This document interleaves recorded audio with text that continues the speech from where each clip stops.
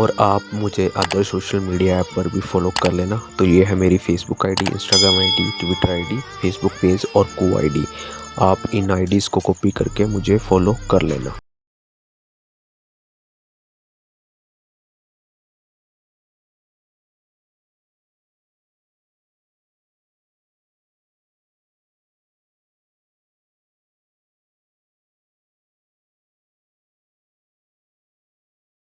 सबसे पहले आपकी सेहत की बात जो हर बार होती है, आज भी वही बात। ओमिक्रॉन वायरस को लेकर जो लोग परेशान हैं उनके लिए खबर, Sputnik V vaccination includes robust neutralizing antibody response to Omicron variant. This is further strengthen by Sputnik Light booster. अब लाइट बूस्टर, स्पुतनिक लाइट भी आ गई भैया, बूस्टर डोज लगवा लो। पहले स्पुतनिक वी से कमाएंगे, फिर बूस्टर डोज से कमाएंगे, उन्होंने तमाम सारी चीज़ें दी। बोले इसमें 73%, इसमें 100%, दोनों में, इसमें उसमें, ओमिक्रॉन में, इधर उधर। भैया समझ नहीं आ रहा, कहीं 55 दे रहे हो, कहीं पर वो दे रहे हो, कुछ पल्ले नहीं पड़ रहा। बहरहाल 6 से 12 महीने अगर आपने पहले वैक्सीनेशन करा तो 55% ले आए, उसको नीचे आ गया भैया। सिर्फ 55% बचोगे, आधा आधा चांस है, 50-50। अभी लगा लो तो 100% चांस हो जाएगा।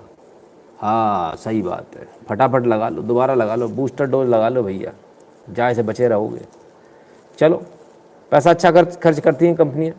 भारतीय कंपनियां सो रही हैं, उनको अभी याद नहीं आया कि उनको पैसा खर्च करना है। तो पैसा खर्च नहीं करेंगे तब फिर कैसे काम बनेगा। तो हो सकता है कल परसों में शायद किसी कंपनी को ज्ञान आ जाए, भारतीय कंपनी को, तो वो भी आ जाए पैसा खर्च करके। हालांकि भारतीय वैक्सीन भी मेरी नज़र में स्पुतनिक से बेहतर ही है, कहीं कम नहीं है। राइट, तो हमें अगर स्पुतनिक से यदि आपको जो है बचाव मिल रहा है तो भारतीय वैक्सीन से तो पक्का मिलेगा। क्लियर है? ठीक है ना। तो डरने की कोई बात नहीं, लेकिन सावधान रहने की बात है। कुल मिलाकर भारतीय वैक्सीन को भी याद आ जाएगा तो वो भी दे देंगे। हमको करना क्या, हमको सेफ्टी के साथ चलना है, मास्क लगाकर चलना है। प्रयास पूरा ये करना है कि अपने हाथों को चेहरे पर न लगाएं। सारा खेल हाथों का ही है ना। वो सारी जो एयरबोर्न ये वो सारी बातें तो अलग है। मास्क फिर से निकाल लीजिए थोड़े दिनों के लिए। ओमिक्रॉन आया, ये भी चला ही जाएगा। हालांकि इससे ज़्यादा नुकसान नहीं हो रहा है, ऐसा शुरुआत में बताया गया था। अभी भारत में आया है, 100 से ज़्यादा केस हो चुके हैं, तो देखेंगे। होए वही जो राम रचि राखा, जो भगवान श्री राम ने लिख दिया वही होने वाला है। ना विश्वास हो तो इस वीडियो को ही देख लो। हा लीजिए भैया।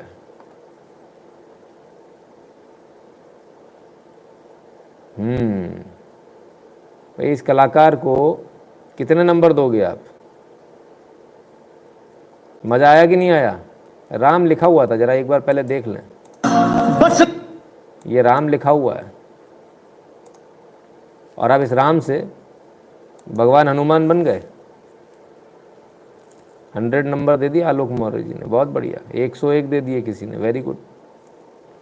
क्या कलाकारी है भाई, जबरदस्त जबरदस्त, आनंद आ गया। इसलिए डरने घबराने की जरूरत नहीं, ठीक है। भगवान श्री राम सबका भला करेंगे, आपका हमारा सबका भला करेंगे। भगवान श्री राम का नाम ले रहे हो आप तो राम नाम ले रहे हो भगवान राम का, लेकिन दूसरों के साथ अन्याय हो रहा है। आइए ज़रा देखें। ये 5 पीढ़ी पहले नाम चेक कर लो, अगर हिंदुओं का नहीं पाओ तो कही दो। अरे भाई हो ना, अरे खून न काट के देख लो, अगर एक ना हो तो। खून न काट के देख लो, एक ना हो तो। डीएनए टेस्ट करवा लो, अगर एक ना हो तो। नमाज हो जाने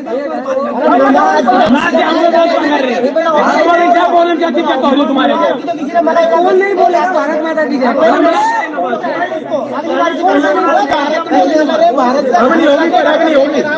नहीं होगी नमाज। माने आप राम लिखो है दीवार पे, हनुमान जी बना लो। इनको मना कर दिया नमाज नहीं होगी। गुरुग्राम मुख्यमंत्री जी ने पिछले बार मना कर दिया था, बोले खुले में नमाज की सारी परमिशन कैंसिल, पर नहीं मान रहे कुछ लोग। आज भी आ गए, तो अपने वाले भी आज भी पहुंच गए। उन्होंने कहा ना ऐसा ना होगा भाई। वहाँ बहुत सारे लोगों ने उनको ज्ञान भी दिया, बोले 4-5 पीढ़ी पहले उठाकर देख लो, सब रामलाल के बेटे निकलोगे। बोले भाई अभी बात करते नमाज तो हो जान दो। तो बोले नमाज ना होने की भाई, बड़ा गलत भाई, तो ये तो बड़ा अन्याय हो रहा भाई। हैं नहीं, अन्याय हो रहा कि नहीं हो रहा? चलिए और क्या क्या हुआ भाई। अगर वहाँ नमाज हो रही है तो वहाँ और भी चीज़ें होनी शुरू हो गई। सेक्टर 37 गुरुग्राम, लो इस बार तो भंडारा अंडारा सब हो गया भाई साहब, आ जाओ।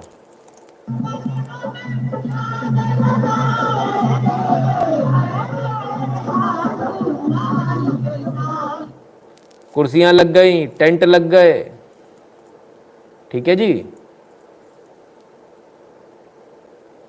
ठीक है, भजन भी हो रहे हैं।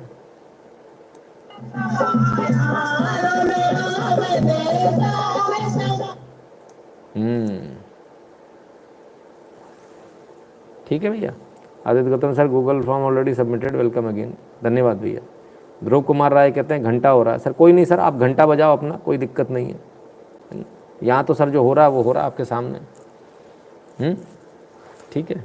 अब आपने किस परिप्रेक्ष्य में कमेंट किया था, वो कब किया था, कहाँ आया, भगवान जाने, लेकिन आप लिपट गए फिर आप बिना बात के।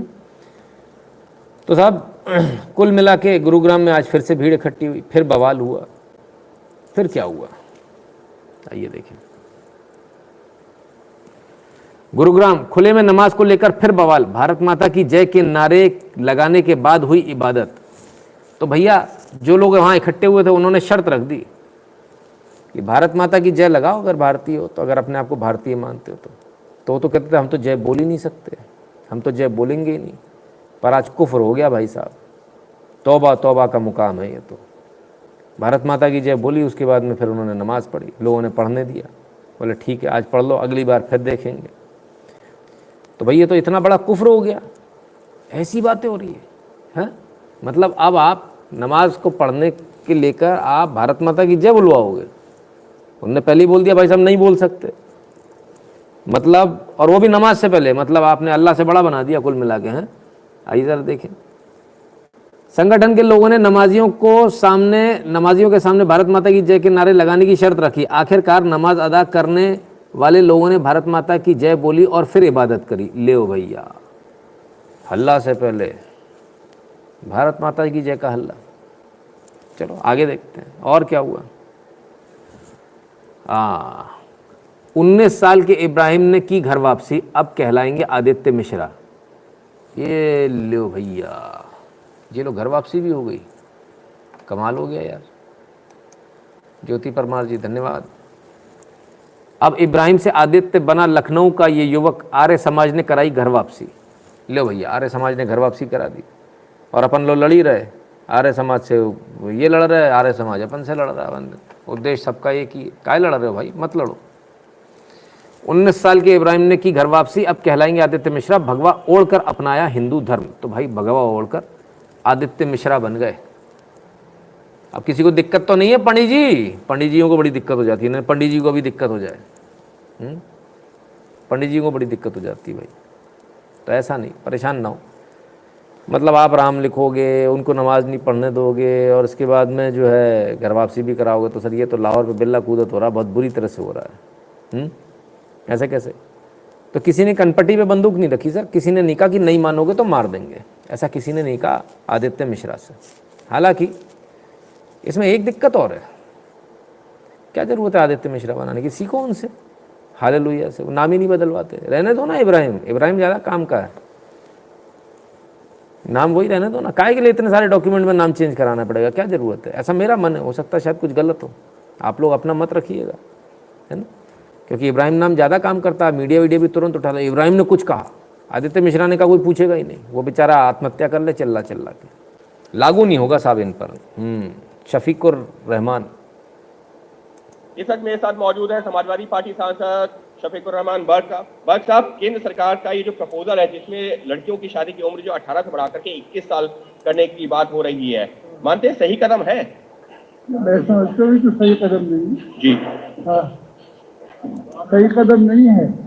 क्यों ऐसा? यूं के लड़कियों को ज्यादा उम्र बढ़ा देने से बहरहाल हालात बिगड़े हैं, और जो 18 साल की उम्र काफी थी उनके लिए जी, और वो हमेशा चली आ रही थी, और वरना इसने ज्यादा। शफीकुर रहमान साहब को शायद मालूम नहीं है, कहते 18 साल की उम्र हमेशा से चली आ रही थी, वो सही थी। शफीकुर रहमान साहब, आपके यहाँ 18 नहीं थी, सिर्फ हिंदू क्या थी 18, आपकी नहीं थी, है ना। आगे देखते हैं। बड़े परेशान है, बहुत परेशान है भैया सारे। देखो विजय सिंह जी, इनके ऊपर नहीं लागू हो रही फिर भी परेशान है। क्यों परेशान है? थोड़ा सा दिमाग लगाइए ना। ज्यादा आवारगी का मौका मिलेगा इसमें। मतलब आप कह रहे हैं आवारगी का मौका मिलेगा?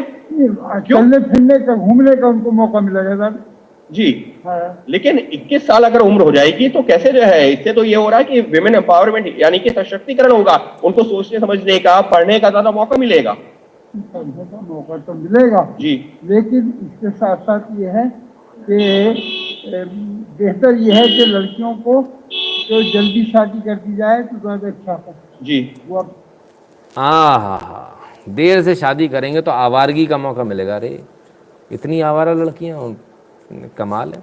हमें पता ही नहीं था, हमारे यहाँ तो नहीं है। हमारा तो एकदम सही है, हमें कोई दिक्कत ही नहीं है। अब कहते पढ़ेंगी लिखेंगी तो भी दिक्कत है। वो मौलाना साहब ने बताया था कि वो कोएड में जाएंगी, उससे मिलेगी, उसके बगल में बैठेगी। तो मौलाना साहब बहुत परेशान थे वाले। क्या करें, पढ़ाओ लिखाओ तो भी समस्या है। अरे सर पढ़ा लो लिखा लो सर, कुछ भला हो जाएगा। पढ़ा लो लिखा लो, आपका ही भला होगा। अपने कोई आवारा नहीं है तो ये आवारा कौन हो रही है? कहते स्कूल भेजने में भी दिक्कत है, जल्दी करा दो, बस शादी जल्दी करा दो। हमारे पहले होती थी तो यही लोग चिल्लाते थे, लाल झंडा लेकर, उस समय लाल झंडा लेकर आते, बाल विवाह हो रहा, बाल विवाह हो रहा, बाल विवाह हो रहा। अब मैं क्या बोलूँ, बोलना तो चाहता हूँ आगे, फिर अच्छा नहीं लगता इसलिए नहीं बोल रहा हूँ, है ना। शफीकुर रहमान उन्होंने कह दिया तो एक ही व्यक्ति ने कहा। देखिए और किस किस को प्रॉब्लम। समाजवादी पार्टी के दूसरे एक और नेता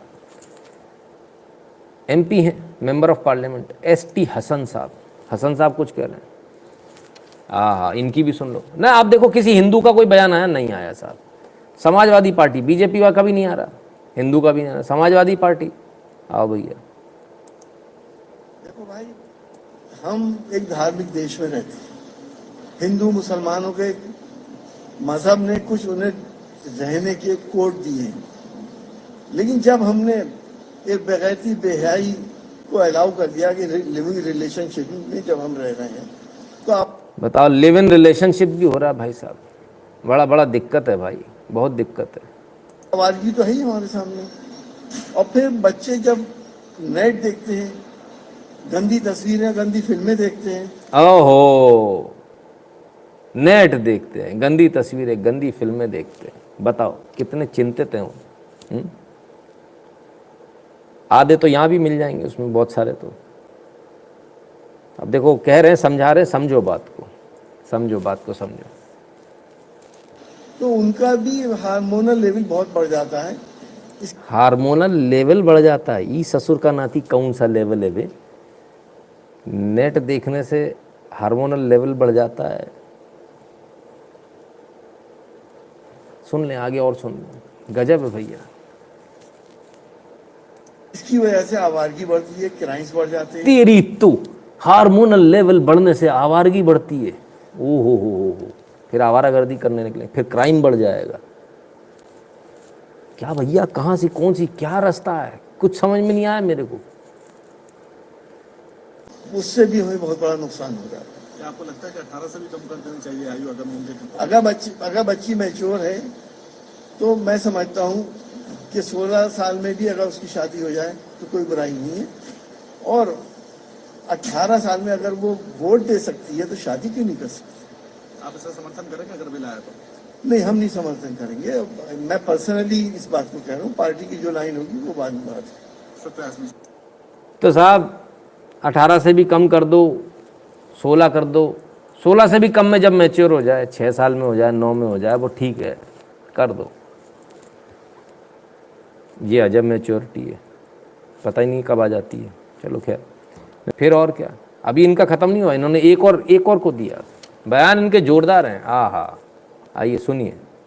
हाई स्कूल या 11वीं क्लास में हो और माँ बाप बुढ़ापे की एज में आ जाएं तो हम उसको ब्रेक करें, नेचुरल साइकिल। लेकिन सर सवाल ये उठ रहा है कि लड़कियां सिर्फ बच्चा पैदा करेंगी, इसका मतलब ये तो नहीं है ना। ये जो जिस मकसद से लाया जा रहा है ये है कि महिला सशक्तिकरण हो, पढ़ें लिखें आगे बढ़ें।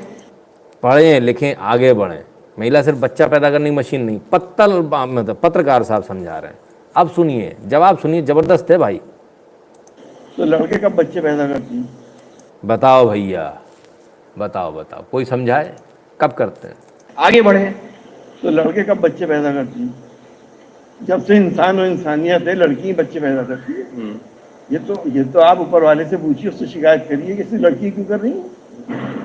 मगर आपका जो सवाल है, मैं तो ये समझता हूँ, देखिए आप भी किसी मजहब से बंधे हुए हैं और मैं भी बंधा हूँ। हमारे कुछ रूल्स रेगुलेशन, हम जितना डिले कर रहे हैं, एक हमारी फिजियोलॉजिकल नीड होती है। उस फिजियोलॉजिकल नीड, अच्छा, एक ये भी नया शब्द आया भाई, देखते जाओ, अभी तो बहुत कुछ होने वाला है। ठीक है, आइए। नीड को अगर फुलफिल नहीं करते और बच्चे हमारे उरियानियत की, बेगैरती बेहयाई की फिल्में और वो पोर्नोग्राफी वगैरह देख रहे हैं। आप समझो, वो जो फिजियोलॉजिकल नीड है वो पूरी नहीं होती तो बेगैरत मतलब वो वही वाली फिल्म है जो आप लोग छुप छुप के देखते हो, वो वाली फिल्में देखते हैं, तो फिर उससे हार्मोनल लफड़ा हो जाता है, बस्ट हो जाता है। समझो आप बात को। अच्छा, हमारे लिए नहीं बोल रहे हैं, अपने ही लिए बोल रहे हैं। मज़े की बात ये, हमारा तो कोई ऐसा लफड़ा है ही नहीं भाई। अपने तो पहले से ही 18 थी, 16 था ही नहीं कभी। तो कहीं ना कहीं सेक्सुअल क्राइम्स ही बढ़ जाते हैं। सेक्सुअल क्राइम बढ़ जाते हैं इससे। ओके, ठीक है, ध्यान रखना, इस शब्द को ध्यान रखना, सेक्सुअल क्राइम बढ़ जाते हैं। आप ही के जो है एक सहयोगी हैं समाजवादी पार्टी से, शफीक रहमान साहब, वो तो जो है आवारगी ऐसे शब्दों का इस्तेमाल कर रहे हैं। देखिए, मैंने सेक्सुअल क्राइम कह दिया, उन्होंने आवारगी कह दिया, बात तो एक ही है। आवारगी और सेक्सुअल क्राइम्स में कोई फर्क तो मैं समझता हूँ जी, लेकिन आप नहीं मानते कि ये आधी आबादी के बारे में बात हो रही है और उनके लिए इस तरीके के शब्दों का इस्तेमाल करना? मैं ये समझता हूँ, ये आवारगी और सेक्सुअल क्राइम्स ये हमारे संस्कार पे डिपेंड करते हैं। माँ बाप ने हमें क्या संस्कार दिए हैं, क्या तहजीबें दी हैं, सब लोग ऐसा नहीं करते जी। लेकिन कुछ परसेंटेज जो बहक जाती है, हर सोसाइटी में होती है। अब वो उसको और बढ़ावा हमारे नेट की आवारगी जो बच्चे हमारे देखा उसको और बढ़ावा दे रहे, तो कुछ परसेंटेज में ये आवारगी बढ़ने का अंदेशा तो है। तो क्या आप लोग कह रहे हैं कि इसको 21 ना करके और उल्टा कम कर दिया जाए? अगर बच्ची मैच्योर है जी और रिप्रोडक्टिव एज में है तो शादी हो जानी चाहिए। कितनी है? आप क्या मेरे हिसाब से 16-17 साल मैच्योर एज है। तो साहब, आवारगी बढ़ रही है, पता नहीं क्या क्या हो रहा है, कितनी सारी बातें कर दी, समझ में नहीं आया। बोले सेक्सुअल क्राइम बढ़ जाते हैं। ठीक है, और आप मुझे अदर सोशल मीडिया ऐप पर भी फॉलो कर लेना। तो ये है मेरी Facebook ID, Instagram ID, Twitter ID, Facebook page और को आईडी। आप इन आईडीज़ को कॉपी करके मुझे फॉलो कर लेना। वो नालायक कौन है जो सेक्सुअल क्राइम बढ़ा देते हैं? ऐसी घटनाएं कौन लोग करते हैं? क्या उनका बॉयकॉट नहीं होना चाहिए? सुनिए भाई साहब, अब अबू आज़मी जी बता रहे हैं, अब पार्टी बदल गई भाई साहब। नहीं, सॉरी, ये भी सपा की है, सॉरी, पार्टी वही है। आइए सुनिए, इनके उच्च विचार भी सुनिए। ऐसा है ना कि जब अब हम देखा है कि अगर अपनी लड़की, मेरी बेटी, मेरी बहन घर में अकेली है तो भी मेरे संस्कार ये मुझे बताया गया है कि अकेली बेटी के साथ मत रहो, शैतान कभी सवार हो सकता है। और हम देख रहे हैं आज ऐसा है ना कि मेरी बेटी, मेरी बहन घर में अकेली है तो भी मेरे संस्कार ये मुझे बताया गया है कि अकेली बेटी के साथ मत रहो, शैतान कभी सवार हो सकता है। ये मुझे बताया गया है कि अकेली बेटी के साथ मत रहो, शैतान कभी सवार हो सकता है। ये मुझे बताया गया है कि अकेली बेटी के साथ मत रहो, शैतान कभी सवार हो सकता है। ये जो साला शैतान जो सवार हो रहा है, ये करा रहा है सेक्सुअल क्राइम। अच्छा, किस किस से करा रहा है? अकेली बहन हो तो भी, अच्छा, अकेली बेटी हो तो भी।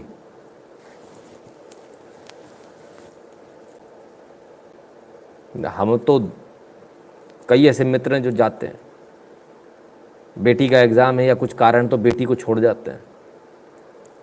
हमारे यहाँ तो ऐसा नहीं होता भाई साहब। ये किस क्या होता है अकेली बेटी और बहन? नहीं, हमको समझ में नहीं आया आज तक। पता नहीं कितनी सारी बच्ची हैं जिनको एग्ज़ाम दिलाला है, हमारे पास तो गिनती नहीं है आज तक। कितने मित्र हैं, कहीं बाहर जाना है, नहीं जा पा रहे पापा, एग्ज़ाम देने जाना है, चलो भाई मेरे पास समय है, चलो बेटा मेरे साथ चलो। कभी शैतान हावी नहीं हुआ भाई, कभी आया नहीं शैतान। कौन सा वाला शैतान है, किधर है? खास लोगों पे आता है क्या? उसके लिए एंटीना लगाना पड़ता ऊपर गोल वाला, उसी से आता है क्या? कौन सा शैतान है भाई? बड़ा गजब के यार। वो कहते हैं सेक्सुअल क्राइम बढ़ जाते हैं, ये भाई साहब सेक्सुअल क्राइम पे ज्ञान देने आ जाते हैं कि घर में भी अगर, अरे क्राइम तो घर में ही हो रहा दादा, यहाँ तो खतरनाक वाला क्राइम है। शैतान, मेरे ऊपर शैतान हाजिर हो गया, कमाल है साहब। अच्छा, शैतान तुम्हारे अंदर से निकालने के चक्कर में बहुत सारे लोग कहते हैं भाई इस आइटम पर विशेष कृपा है, तुम्हारे अंदर से शैतान निकालने के लिए करना पड़ेगा, रेप कर डालते हैं। ये खूब चलता है, बाबा टाबाओं में खूब चलता है। बाबा कहना गलत शब्द है, क्या बोलते हैं उनको आप लोग, जो भी उनका नाम हो, ये खूब खूब होता है साहब, दबा कर होता है। तो साहब शैतान आ जाता है। अब इसका क्या बोला है इलाज है भाई साहब? वो कह रहे एज बढ़ गई, शैतान आ जाएगा, बहन भी हो बेटी भी हो तो शैतान आ जाएगा भाई साहब। मेरी बच्चियों सुन रही हो ना, शैतान आ जाता। हमारे ऊपर नहीं आता, कभी टेंशन मत लेना हमसे, कभी नहीं आता। तो अगर आपको कभी ऐसी दिक्कत आए तो मुझे फ़ोन लगा लेना, मैं बैठा हूँ, तुम्हारा भाई तुम्हारा पिता बैठा हूँ, कोई टेंशन मत लेना। हमारे यहाँ शैतान वाला कोई हिसाब नहीं है, हमारे यहाँ कोई शैतान कोई भूत नहीं आता। और भूत अगर आता है किसी में तो हमको उसको उतारना बहुत अच्छे से आता है। हम तो भूत उतारने वाले लोग हैं, हमें देख के तो भूत डर के भाग जाता है। आया था एक बार, एक दिन आया, देखा तुम्हारा पापा है मेरा, चला गया था। नहीं आता कोई शैतान आता, टेंशन मत लिया करो। और ऐसा शैतान यदि किसी के आ जाए सिर पे तो कुछ मत करना। मैं बताता हूँ उसका इलाज। घर में सोटा होगा वो लेकर आना, इधर उधर नहीं, शैतान इधर बैठता है, इधर सिर पे लगे खोपड़ा, लगे खोपड़ा, लगे खोपड़ा, जब तक नारियल बढ़िया तरह से चारों तरफ से न टूट जाए न फूट जाए तब तक मानना नहीं कि शैतान गया। जाएगा नहीं तब तक, बढ़िया तरह से एकदम नारियल एकदम टकाटक होना चाहिए। अब नारियल चारों तरफ से घुमा घुमा के फोड़ते ना, तो घुमा घुमा के फोड़ने का है, शैतान गायब। उसके बाद जीवन में उसको कभी शैतान नहीं आएगा। तुम्हारे अंदर उसको देवी दिखेगी, देवी, तुम सामने खड़े हो ना, देवी माता पैर छुएंगे, कोई से भी धर्म के हो, सबको देवी दिखेगी, ये मेरी गारंटी है। तुम बस सोटे का ध्यान रखा करो, सोटा इधर उधर नहीं होना चाहिए। तो शैतान नतन सब एकदम बिल्कुल दूर रहते हैं। शैतान को बोलो, बुला उसको, शैतान मेरे को आने का नहीं बाबा, शैतान नहीं आता फिर। हाँ, अगली बार उसको बोलो ना, अंकल आओ ना, शैतान नहीं आएगा, कभी नहीं आएगा। अब्बू आओ ना, ना ना, सवाल ही नहीं उठता, कभी नहीं आने वाला शैतान। ये शैतान भी बड़ा अजीब हो गई। मैं इलाज बता रहा हूँ तुम्हारे को, इसके अलावा कोई दूसरा इलाज है नहीं। हथौड़ा, सब्बल, जो मिल जाए शैतान को भगाने का, इसके अलावा कोई दूसरा तरीका नहीं है। ठीक है ना, ठीक है ना। तो शैतान को भगाने का हमने आपको उपाय बता दिया है ना बच्चों, ठीक है। तो अब इस सब के बाद भाई बड़ा गुस्सा आया होगा लोगों को इस पर, जो फेमिनिज्म वाले उनको बड़ा गुस्सा होगा ऐसे बयानों पर। आना चाहिए नहीं आना चाहिए? आना चाहिए। फिर क्या हुआ, आइए देखें। फेमिनिज्म इन इंडिया, अरे भैया ये फेमिनिज्म ससुर का नाती पीछा ना छोड़े। The cabinet has approved raising the minimum age of marriage for girls from 18 to 21 today. This would bring it at par with minimum age of marriage for boys. ये for gender equality, right? Question mark, wrong. Oh my God, मेरे को मेरा घुटने में चक्कर आ रहा रे बाबा। क्यों? पीठ में छाती हो सकती तो घुटने में चक्कर नहीं आ सकता? हाँ, मेरे को मेरी हथेली में भी दर्द होता रे बाबा, ज़्यादा सोचता हूँ तो। हाँ ठीक है, तो भाई गलत हो गया साहब, ये एज गलत बढ़ा दी। फेमिनिज्म इन इंडिया, इन चोर चोटे बेईमान, हाँ इनको आप समझ रहे हो? फेमिनिज्म इंडिया कौन चला रहा है? ये असल में कम्युनिस्ट के नाम पर, पूरा पूरा कम्युनिस्ट के नाम पर। कोई नहीं कम्युनिस्ट, इट्स ऑल मुस्लिम्स, कोई नहीं कम्युनिस्ट। और यही आपकी बच्चियों को आके समझाते हैं। तो इनका भी क्या इलाज है? शैतान का एक ही इलाज होता है, कोई सा भी शैतान हो, है ना, ठीक है ना। फिर क्या? Raising girls minimum age of marriage 21 isn't an progressive age you think. ओफो भैया, बाय अस्मिता घोष। चलो भाई, क्या हो गया भाई? Society believe early marriage prevent sexual violence, अरे वो तो कह रहे लेट करने से भाई सेक्सुअल वायलेंस बढ़ेगी, ये कहते हैं अर्ली मैरिज से बढ़ जाए, समझ में नहीं आता, अर्ली मैरिज से बचेगी। Protect purity order of families require low dowry फलान फलान फलान ब्ला ब्ला ब्ला ब्ला ब्ला ब्ला ब्ला ब्ला, आप सब भी बोलो ब्ला ब्ला ब्ला, जैसे उस पागल के साथ बोल रहे थे, आप लोग ऐसा मत करना है ना। Girls are further seen as financial burden फलान ढिकान पराया धन, और दुनिया भर की बात है भाई, पराया धन लिखना फाइनेंशियल बर्डन पे, पराया धन समझ रहे हो ना, आपके लिए लिखा जा रहा है। अरे नीच निकम्मे निकृष्टों, अरे बेईमानों। आइए और आगे चलते हैं। फिर क्या, even though rates of early marriage have dropped from 47 to 27, that still means 1 in every 4 girl in India getting married below age of 18। ये कहाँ से निकाला, किधर से आया ये आंकड़ा, कौन ने दिया?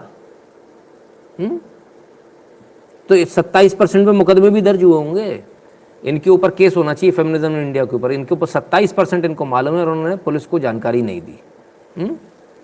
खैर, तो साहब इन्होंने बताया 2006 में ये जो बना था, 2016 में सिर्फ 645 केसेस रजिस्टर हुए थे, 1900 people were arrested and only 70 were convicted.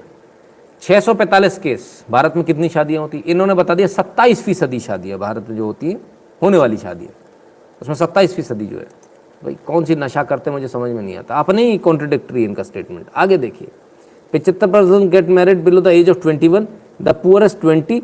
भैया कौन सी 75% लड़कियां हैं जिनकी 21 में शादी हो जाती है, हैं? चलो यहाँ इस लाइव पर अलग अलग उम्र के लोग हैं, मेरी उम्र के हैं, मेरे से भी छोटे भी हैं, मेरे से बड़े भी हैं। मैं आप सबसे पूछता हूँ, जो बड़े हैं वो भी लिखें उनकी शादी किस उम्र में हुई थी, उनकी पत्नी की उम्र उस समय क्या थी, मेहरबानी करके अपनी उम्र कॉमा पत्नी की उम्र लिख दें, हमको पता चल जाए। अच्छा, जिनको शर्म आ रही हो कि एज डिफरेंस ज़्यादा है कम है, कोई डरने घबराने वाली बात नहीं, यहाँ थोड़ी कोई कुछ होने वाला है। 31, 25, 21, 30, 32, 30, 35, 23, 24, 21, 23, 24, भैया यहाँ तो कोई भी 26, 27, 25, 27, 27, हाँ 24, 28, 29, 29, 24, बताओ कमाल है। 18 में किसी ने कोर्ट मैरिज करी, तो प्रेम जी हैं, इनका प्रेम विवाह वाला मैटर रहा होगा तभी। मतलब मजाक कर रहा हूँ, सीरियसली मत लेना, नहीं किया तो कोई बात नहीं। 21, 21, 23, 18 एक और मिले, 25। अब आप अंदाज़ा लगाइए इसमें 18 वाले कितने हैं, मुश्किल से 2-3 अब तक मिले, 21, 23, 25, 32, 22, 23, 28, 31। ठीक है साहब, ठीक है। तो भाई यहाँ तो 21 वाले भी कोई नहीं मिल रहे, बस बस बस दादा बस। नितिन दलवी जी, इनके ऊपर मुकदमा होना चाहिए, 17 में ही कर ली इन्होंने, भाई कमाल है। खैर 19, चलिए किसी में कोई 19 वाले भी,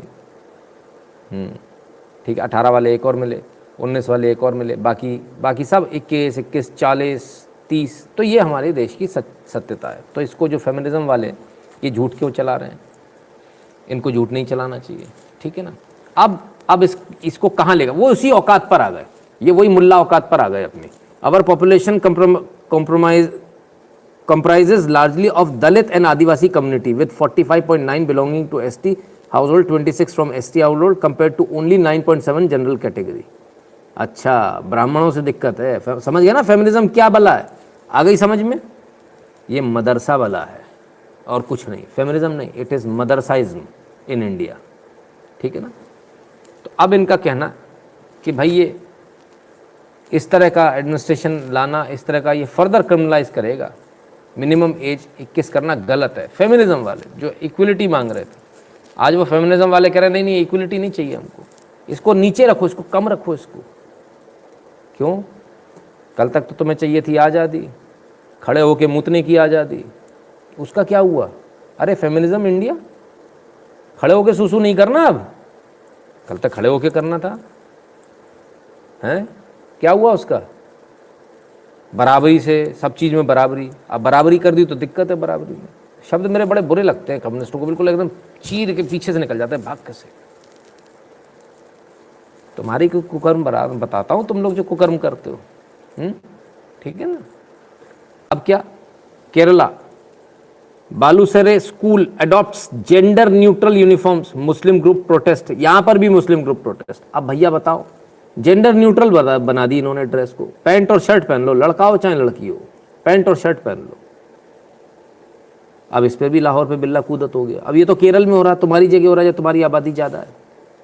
अब क्या करें इस पर भी, हैं? कमाल है, कमाल है भाई, बड़े कमाल के लोग हैं, इस पर भी दिक्कत है। चलो कोई बात नहीं, तो चलो उनसे तो कुछ बोलोगे, जिन्होंने उल्टा सीधा बयान दिया था रेप वाला, उनसे कुछ बोलोगे? आइए उनकी सुन लीजिए। ये कल वो हैं जो कह रहे थे लेट के आनंद लो, आज आ गए लोगों ने इनसे पूछा कुछ कहना है? You made a statement yesterday. Do you apologize, sir? Do you apologize for the statement that you made? Do you apologize, sir? Will you apologize for the statement that you made, Mr. Ramesh Kumar? The people, the women in India demand. Statement yesterday. Do you apologize, sir? Do you apologize for the statement that you made? हाथ हिलाते हुए मना करके निकल गए, कोई apologise नहीं, Will you apologize for the कोई अपोलॉजी नहीं, घंटा apology.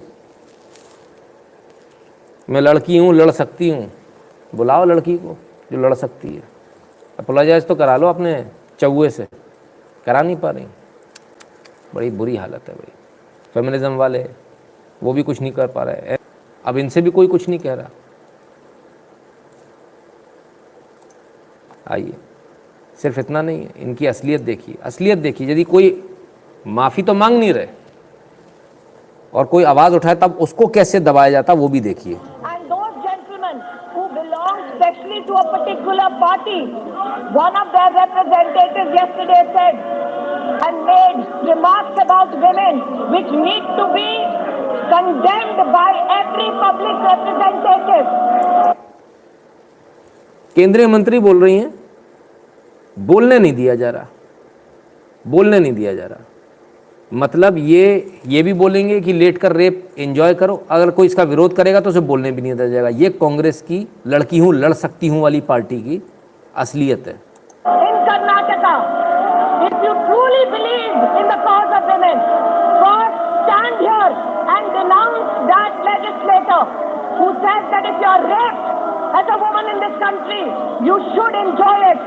Those men who stand in this well today, go back to your political organization and first bring to justice such a man, and then we will see who speaks for women and children in this country. साहब जा के खड़े हो गए, प्लाकार्ड्स लेकर खड़े हो गए कि बस कैसे भी करके रोकें, अपनी इनको बोलने न दे, अपनी कुछ भी छिछोरापन करें। बड़े छिछोरे टाइप के सांसद हो यार आप लोग, बड़े ही छिछोरे टाइप के, निम्न स्तर के, घटिया, एकदम निम्न दर्जे के। इतनी बड़ी बात पर आप लोग इतनी घटिया हरकत आप लोग करते हो, बहुत छिछोरे टाइप के लोगों, और ऐसे छिछोरों को आप लोग चुनकर भेजते हो, कमाल है। तो फिर इनका इलाज क्या है? ऐसे लोगों का क्या इलाज किया जाए? इनका एक ही इलाज है जो मैं आप दिखा रहा हूँ। ऐसे शैतानों को भूत उतारने का इलाज ये रहा आपके स्क्रीन पर। हाँ, ये सही है। अच्छे भले इस वीडियो में किसी समझदार आदमी, मूर्ख समझदार ने गाना भर दिया। बताइए ऐसे मूर्खों का क्या करें? आप सबसे भी निवेदन है, जो ओरिजिनल वॉइस होती है उसको रहने दिया करें, ताकि इसकी जेन्युइनिटी और इसकी जो ओरिजिनलिटी वो बरकरार रहे वीडियो की। कृपया करके ऐसे गधों से, जो गधे हैं भरने वाले आवाज़, उनसे मना करें कि आवाज़ ना भरा करें। तो ये वो चीज़ है जिससे शैतान भाग जाता है, ये वो चीज़ है इनसे डील करने का, ठीक है? हाँ ठीक है। तो आपकी बेटी को तो आता होगा, पहले से ही आता होगा, मैं तो ज़बरदस्ती दिखा रहा हूँ, टाइम वेस्ट कर रहा हूँ खाली पीली, है ना? आपके तो आता है ना, आपकी बेटी को तो वैसे उठा के पटकना सब करना आता है, ठीक है। मतलब मैं ही ज़बरदस्ती टाइम बर्बाद कर रहा हूँ, क्या करें? तो ये स्थिति है, ठीक है ना बॉस? जिन लोगों को दर्द हो रहा है वही समझ लें कि दर्द क्यों हो रहा है। दर्द इसलिए हो रहा है क्योंकि उनको मालूम है कि जब बच्ची है उसको मालूम नहीं होगा, उसको ज्ञान नहीं होगा, उसकी शादी कहीं भी किसी से भी कर दो तो वो कर लेगी, बेचारी सीधी है। लेकिन जब एज बढ़ जाएगी तब वो समझदार हो जाएगी, वो कहेगी नहीं मुझे किसी ढंग के लड़के से शादी करनी है। अब ढंग का लड़का ढूंढेंगे कहाँ से? ढंग का लड़का को पत्थर मारने में लगा रखा है। तो भाई इसलिए समस्या जो है उनको आने वाली है, इधर कोई समस्या नहीं आने वाली। वो जो अब तक जो बॉडी बनाकर जो लव जिहाद हो जा रहा था ना, वो अब हो नहीं पाएगा, क्योंकि बच्चियों को फंसा नहीं पाओगे, बड़ी दिक्कत में रहोगे, ठीक है ना। तो जिन सज्जन ने सबसे पहले कमेंट लिखा था, शायद कुमावत साहब थे, तो कुमावत साहब आपने जो कमेंट लिखा था वो ठीक वही कमेंट, ठीक वही भाषा किसने लिखी? फेमिनिज्म इन इंडिया ने। तो आप किसकी भाषा ले आए? फेमिनिज्म इंडिया की। आपसे जिसने भी कहा था, या जो भी आपके इर्द गिर्द लोग हैं, आप समझ गए ना वो कौन लोग हैं। इसलिए मैंने कहा था आपकी दोस्ती ठीक लोगों से नहीं है, आपका उठना बैठना ठीक लोगों में नहीं है, बदल लीजिए। उन दोस्तों को बाहर कर दीजिए फेसबुक से जो आपके फ्रेंड्स हैं या जो आपको इस तरह की चीज़ें भेजते हैं। ये किसका एजेंडा है? ये मदरसों से चला हुआ एजेंडा है जो आपने यहाँ पर लिख दिया, गलती से लिख दिया। कोई बात नहीं, भविष्य में इसका ख्याल रखिएगा। आइए और देख लेते हैं। अब अच्छा लड़का ढूंढना मुश्किल है, क्योंकि जो लड़के अवेलेबल हैं वो बिज़नेस में हैं, लेकिन उनका अनोखा बिज़नेस है। आइए देखें कैसे कैसे बिज़नेस होते हैं। ये देखो चकाचक बिज़नेस है।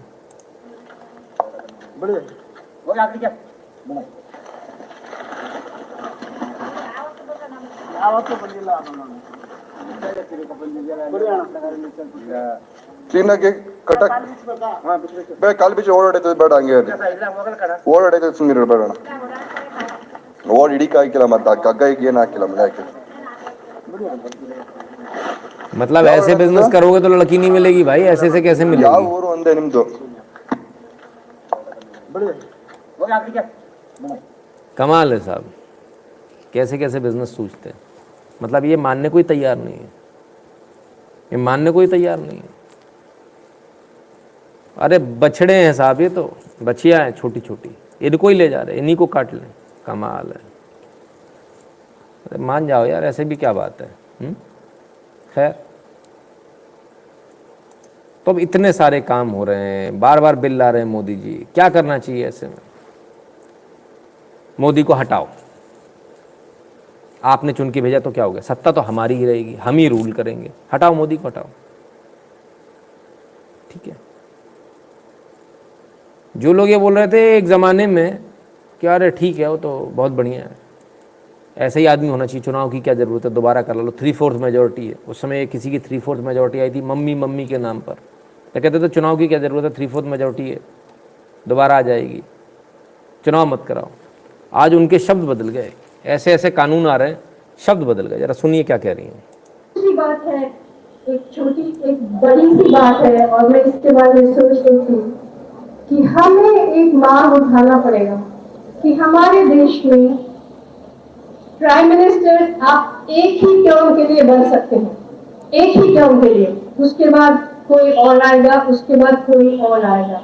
और मैं इसके बारे में सोच रही थी कि हमें एक मांग उठाना पड़ेगा कि हमारे देश में प्राइम मिनिस्टर आप एक ही टर्म के लिए बन सकते हैं, एक ही टर्म के लिए। मोदी जी बहुत दिक्कत है भाई, एक ही बार बन सकते हो, अब सहन नहीं हो रहा मोदी जी, बस प्लीज़ अब आप जाओ। बहुत दर्द दिया है मोदी भाई, बहुत ही दर्द दिया है। कानून बदलो, देश में कुछ बदलाव लाओ। देखो हम तो एक बात कहते हैं अरुंधति जी, हमें कोई दिक्कत नहीं है, हम तो बदल देंगे। चाय वाला हटा देंगे, इसको भगा देंगे, पीछे गाय वाला खड़ा है, इतना ध्यान रखना, फिर मत कहना कि फाउल हो गया। इनकी हालत मालूम कैसी है? इनकी हालत बताता हूँ। इनकी हालत ऐसी है कि एक बार संता बंता और राम तीनों ऊपर पहुँचे भाई, उनसे पूछा गया। बोले भाई एक बात बताओ, है ना, सॉरी राम श्याम और संता ऊपर पहुँच गए, इनसे पूछा भाई, बोले भाई एक बात बताओ, सवाल पूछेंगे, एक ही सीट खाली है स्वर्ग की, एक ही आदमी आ सकता। बोले ठीक है साहब। बोले बताओ, राम से पूछा, बोले राम इधर आओ। बोले रैट की स्पेलिंग बताओ। बोले RAT रैट। बोले ओके डन, इनको स्वर्ग। बोले श्याम इधर आओ।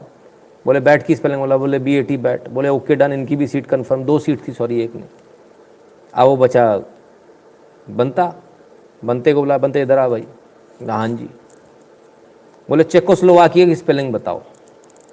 बनता फैल गया, बोले है ये कोई बात होती है, मेरे को उल्लू बना दिया, मेरे से इतना टफ पूछ रहे हो, उनसे ईजी पूछ रहे हो, मैं नहीं मानूंगा।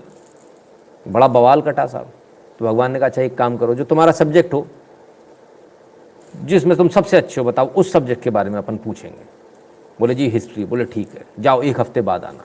तीनों को भगा दिया 1 हफ्ते बाद। ठीक है साहब। फिर बोला, बोले आ जाओ भाई। बोले हाँ भाई।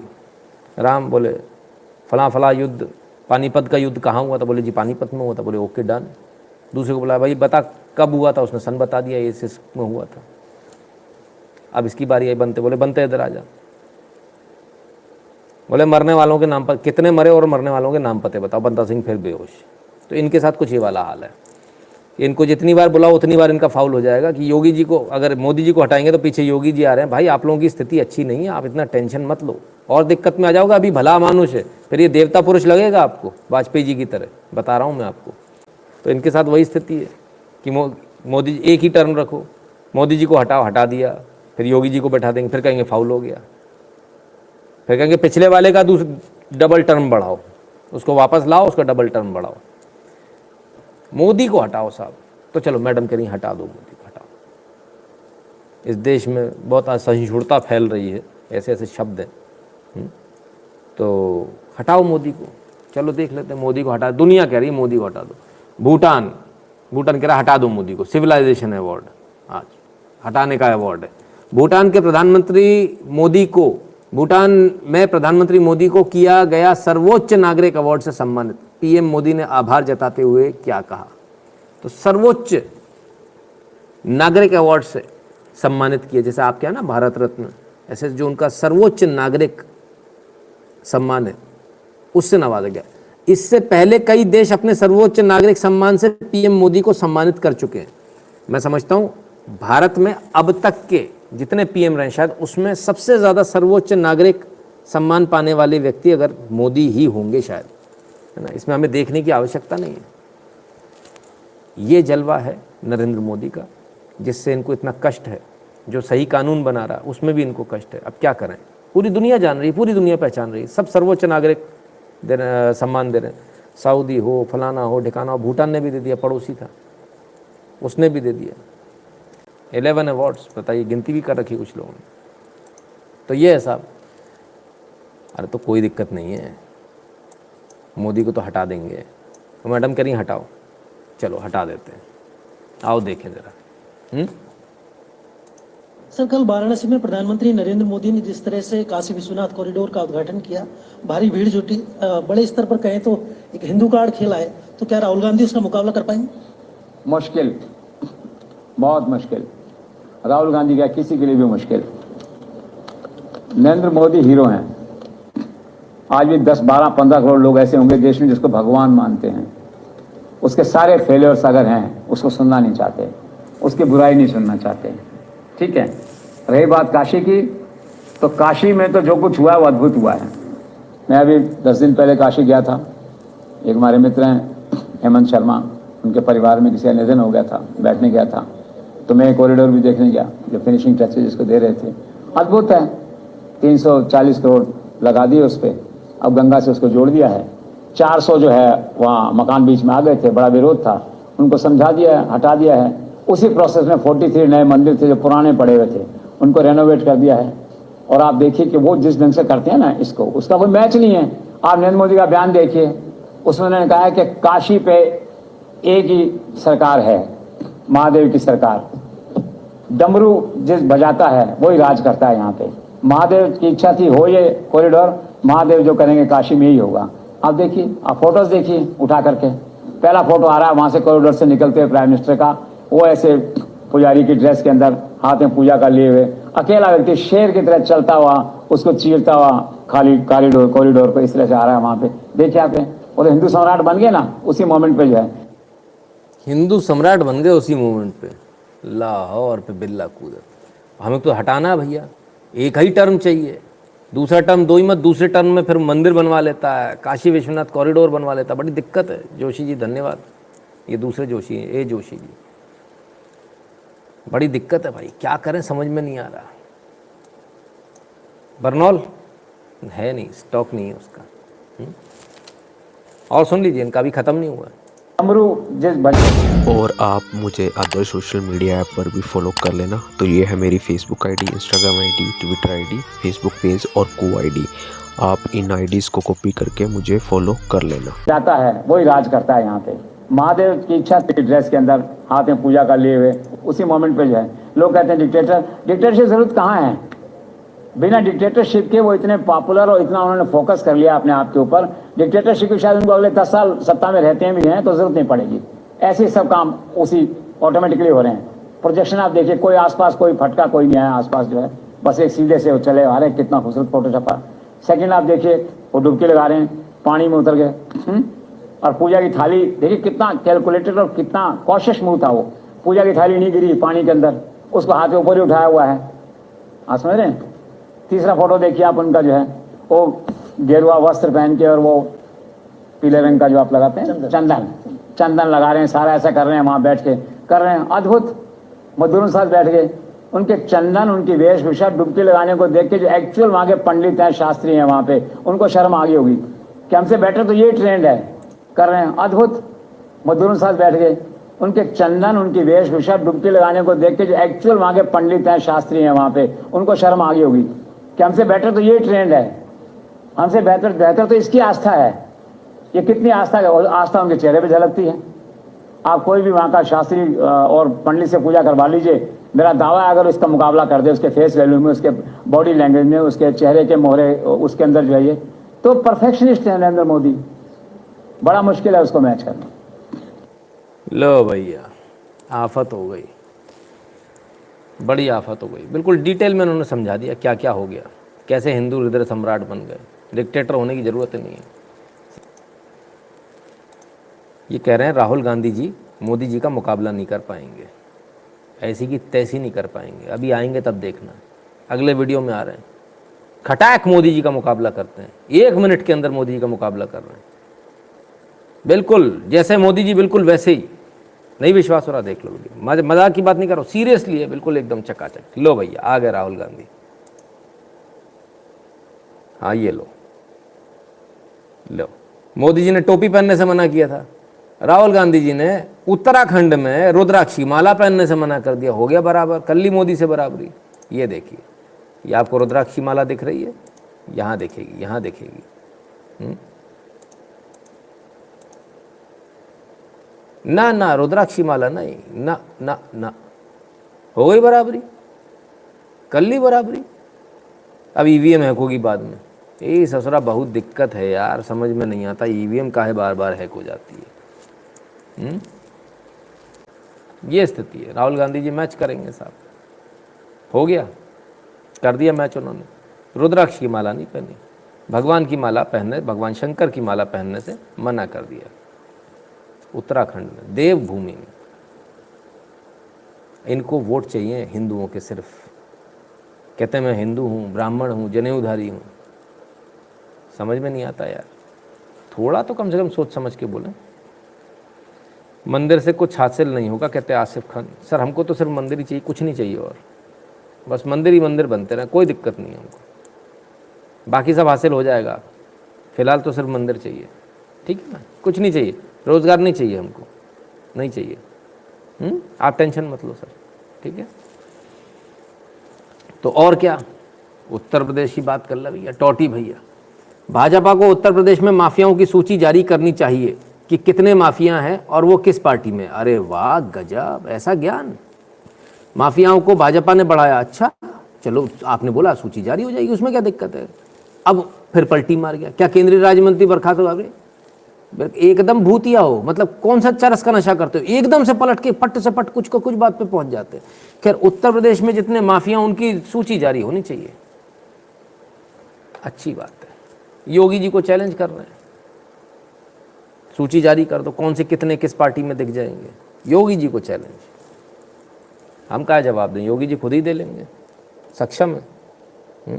और वैसे भी हम थोड़ी प्रवक्ता हैं योगी जी के। सुन लो भैया, 4 जनपदों में बिजली मिलती थी, अभी आधी अधूरी, बाकी 70 जिले अंधेरे में रहते थे।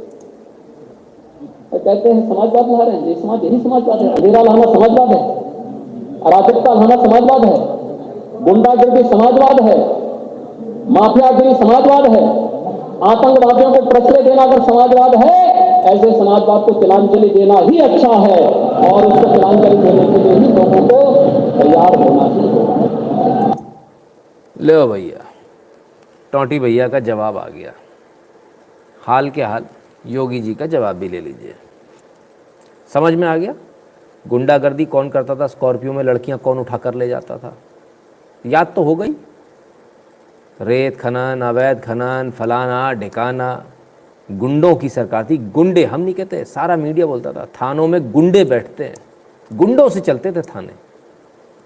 ये स्थिति थी उत्तर प्रदेश की। ये बात करेंगे, इनकी हैसियत, इनकी औकात, ये बात करेंगे कि गुंडों की लिस्ट जारी कर दो। आओ भैया, तैयारी बड़ी ज़बरदस्त है वैसे इनकी उत्तर प्रदेश चुनाव को लेकर। आइए और देख लें जरा। यूपी इलेक्शन 2022 को दहलाने के लिए चल रही थी हथियारों की फैक्ट्री। पुलिस ने दबोचे इकबाल आमिर सहित 6 आरोपी। लो भैया धर लिए, ये लीजिए। सब तैयारी थी, पिस्टल विस्टल धड़ाधड़ बन रही है ना। जेब में खूंसो, देसी पिस्टल है, अभी मत समझ लेना विदेशी है। ये बन रही है खैरात पर, लेत पर। लेत को खैरात बोलते हैं। उत्तर प्रदेश विधानसभा चुनाव नजदीक आते ही अवैध हथियारों की डिमांड बढ़ने की सूचना पुलिस अलर्ट है। कई जगह छापे मारकर अवैध हथियार बनाने वाली फैक्ट्रियों पर कार्रवाई की जा रही है। मेरठ में भी ऐसी ही सूचना पर बड़ी कार्रवाई की गई। मेरठ का नाम आ गया साहब। तो जरा देख लें, नाम ढूंढ लें फटाफट, कौन कौन थे इसमें। कहाँ चल रही थी? एक मकान में चल रही थी, ठीक है ना। और कौन कौन पकड़ा गया इसमें, आइए। ये लोग पिस्टल के 25 से 30 हज़ार में बेचते थे। पकड़े गए 6 आरोपी इकबाल आमिर, आस मोहम्मद, इरशाद, हसीन उर्फ भूरा और आमिर को गिरफ्तार किया गया है। कुछ लोग इसमें फरार हो गए। 201 मैगजीन, 218 मैगजीन चाप, मैगजीन कैप 66 समेत भारी मात्रा में हथियार वगैरह इनसे मिले।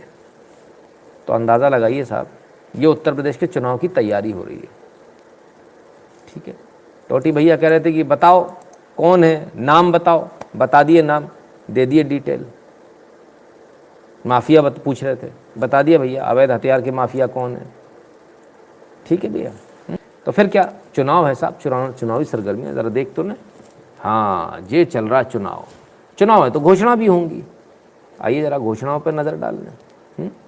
चुनाव की घोषणा क्या है?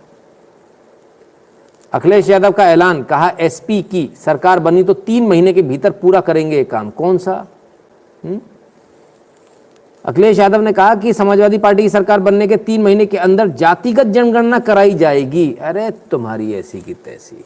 मैंने कोई आदमी होगा बोलेगा भाई मेरी सरकार बनी तो बिजली आएगी, सड़कें सही करूंगा, पानी आएगा, रोजगार दूंगा, कानून व्यवस्था अच्छी होगी, घर घर जाकर सबकी जन सुनवाई होगी, आपके लिए पोर्टल बनाएंगे, शिकायत कंप्लेंट जो होगी सारी शिकायतों को दूर करेंगे, सरकारी अमला अच्छे से काम करेगा। नहीं, कुछ नहीं, जातिगत जनगणना करेंगे। बात तुम्हारी, ये जाति से ऊपर नहीं उठ पा रहे।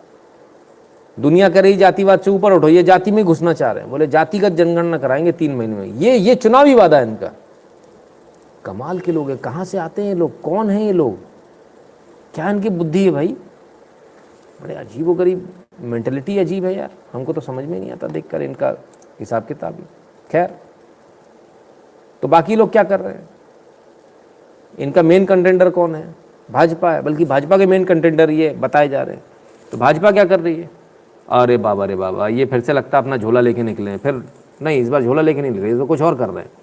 राज्य भंडारण निगम ने 28 नए गोदाम बनाए हैं, जिसमें लगभग 1.5 लाख मीट्रिक टन गेहूं और धान के भंडारण की व्यवस्था होगी। साथ ही अगर किसी किसान को उसकी उपज का उचित दाम नहीं मिलता है तो किसान भी इस भंडारण में अपनी उपज रख सकेंगे। गृह मंत्री अमित शाह। यानी 28 नए गोदाम बनाए, 1.5 लाख मीट्रिक टन आप इसमें धान या गेहूं रख सकते हैं। आपकी फसल का यदि आपको सही उचित दाम नहीं मिल रहा है तो आप पैसे देकर अपना माल वहां रख सकते हैं। यानी आपको अपना अलग से स्टोर बनाने की जरूरत नहीं। किसान भी डायरेक्ट रख सकता है। ये अभी तक नहीं हुआ था, अब ये हो रहा है। किसान भी डायरेक्टली अपना माल रख सकता है इन 28 बड़े गोदामों में, 1.5 लाख मीट्रिक टन। ठीक है ना। तो 13 नई शाखाओं का उद्घाटन कर रहे थे कोऑपरेटिव की, नए कोऑपरेटिव बैंक है ना, और 26 गोदामों का उन्होंने उद्घाटन आज कर दिया। ठीक है, तो ये बाकी लोग ये कर रहे हैं, वो जातिगत जनगणना कर रहे हैं। ये गोदाम बना रहे हैं, किसानों के भले के काम कर रहे हैं। किसानों के भले का काम और नहीं कर रहा कोई क्या? आ जाइए, बस्तर से न्यूज़ आ रही है, बस्तर न्यूज़। बस्तर में के खरीद केंद्रों में किसानों की नई मुसीबत, बाहर से महंगे दाम में बारदाने खरीद कर बेच रहे धान। सरकार ने कह तो दिया धान खरीदेंगे, अब खरीदना नहीं है तो करें क्या? बारदाना गायब कर दिया मार्केट से, बारदाना नहीं है तो धान खरीदा नहीं जाएगा। अब बेचारे औने पौने रेट में, 4 गुने 5 गुने रेट में किसान या तो बारदाना खरीदे या अपना धान वापस ले जाए। कुल मिलाकर खरीदना नहीं है, उसकी सारी कवायद है। बस्तर के खरीदी केंद्रों में धान बेचने आ रहे किसानों की मुसीबत थमने का नाम नहीं ले रही। अब नई समस्या बारदानों की कमी की वजह से बनी हुई है। ठीक है, ये फ़र्क है उत्तर प्रदेश में, बस्तर में और बाकी पार्टियों में, और जो पार्टी काम कर रही है उसमें। लोगों को लगता है कि क्या फ़र्क आया? भाई ये फ़र्क आया। उत्तर प्रदेश में चुनाव है तो उत्तर प्रदेश में और भी बहुत कुछ सरगर्मियाँ हो रही होंगी। वो क्या है ज़रा उसको भी देख लें। लगे हाँ तो चुनाव से संबंधित सारी कवरेज एक बार में ही कर देते हैं। इस राज्य के ज़रूरतमंद की पेंशन हुई डबल, सीएम ने किया ऐलान, जाने हर महीने कितनी मिलेगी राशि। उत्तर प्रदेश में ज़रूरतमंदों की जो पेंशन है, जिसमें निराश्रित महिलाएं भी हैं, जिसमें और तमाम सारे स्पेशली एबल्ड लोग भी हैं, उन ज़रूरतमंदों की जो पेंशन है वो डबल हो गई। अब इस खबर में कैच है, उस कैच को आपको समझना पड़ेगा। ये डबल अभी वर्तमान भाव से डबल हुई है, जो मैं पेंशन मिल रही थी उससे डबल हुई है, ठीक है ना। और जब आए थे योगी जी 17 में, उससे ही ये पेंशन बढ़ा दी गई थी।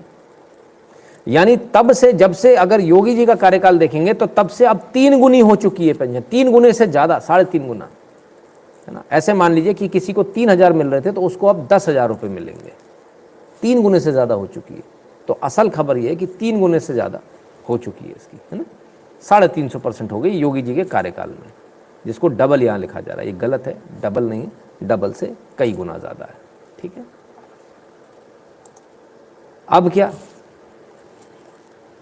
यूपी चुनाव से पहले सीएम योगी ने खोला खजाना, बुजुर्गों, दिव्यांगों और मजदूरों को मिलेगी 2 गुनी पेंशन। किस किस को? बुजुर्गों, दिव्यांगों और मजदूरों को, ठीक है ना। तो इनको डबल पेंशन, यानी अभी जो मिल रही है उससे डबल, जब आए थे तब से 3.5 गुना हो गई है, ठीक है ना। जब आए थे तब से 3.5 गुना हो गई है, तो ये फ़र्क आया है, ठीक है ना। तो जब शुरुआत में जब आए थे उससे भी, मतलब योगी सरकार में जो हुआ है वो तब तकरीबन 3.5। अब योगी योगी योगी दिखा दिया, योगी आने लगे।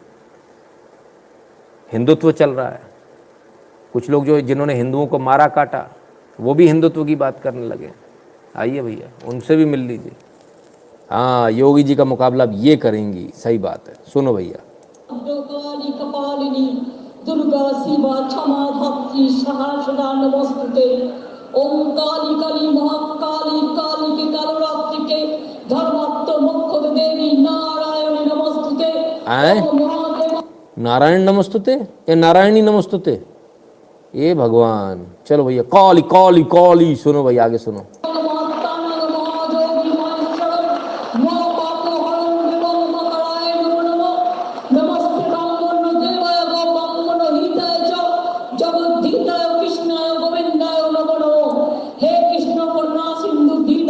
भैया कृष्ण भी आ गए, राम भी आ गए, सब आ गए, सब ले लो, बस चुनाव जिता दो भैया।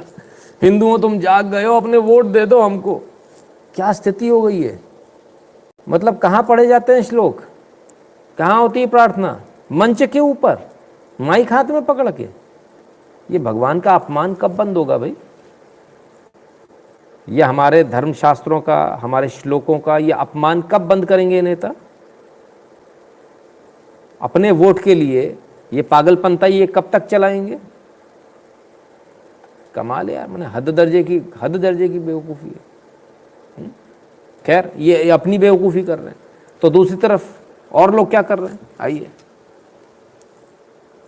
Bhupendra Patel, live plot allotment to MSME industries through online draw at Narigam GIDC in Bhavnagar in presence of CM. CM साहब के सामने लाइव टेलीकास्ट और लाइव लॉटरी सिस्टम खुला। ये बड़े दिनों बाद हुआ।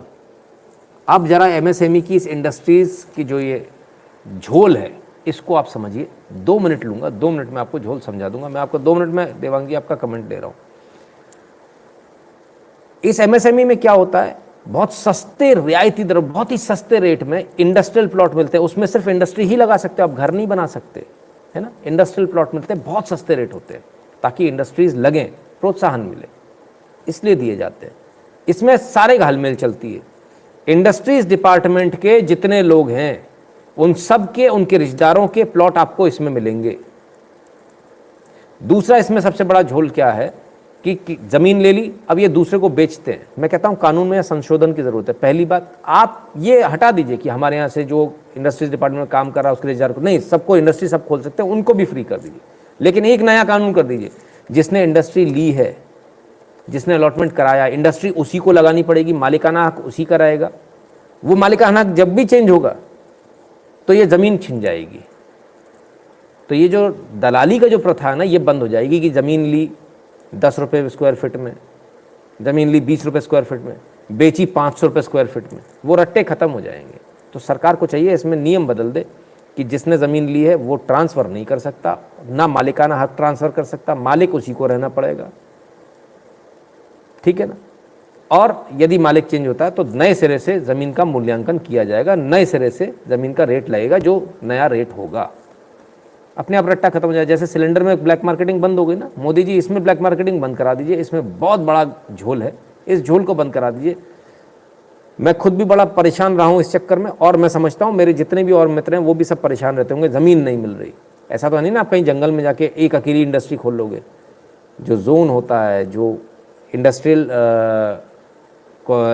जो आपका बेल्ट होता है, आप उसी में खोलना चाहते हो ताकि तमाम सुविधाएं होती, ट्रांसपोर्ट वाले होते हैं, सब लोग होते हैं, तो एक मार्केट होता है डेवलप्ड, है ना। तो वहाँ क्या है, अननेसेसरी लोग प्लॉट घेर के बैठ जाते हैं। और उसमें साथ में एक चीज़ और करनी चाहिए, आपने प्लॉट लिया, 1 साल का समय मिलेगा।